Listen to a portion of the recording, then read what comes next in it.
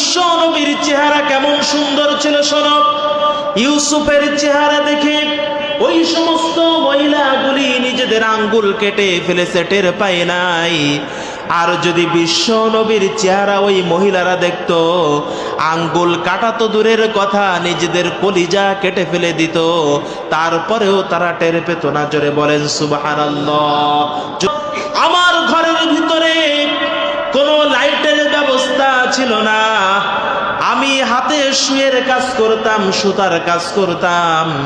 আমার সুইটা অনেক সময় রাতের অন্ধকারে পড়ে যেত, কিন্তু আল্লাহর নবী বিশ্ব নবী যেই মুহূর্তে ঘরের ভিতরে ঢুকতেন, ঘরে ঢোকার সঙ্গে সঙ্গে পুরা ঘরের ভিতরে বিশ্ব নবীর চেহারার নূরের কারণে পুরা ঘর আলোকিত হয়ে যেত। জোরে বলেন সুবহানাল্লাহ।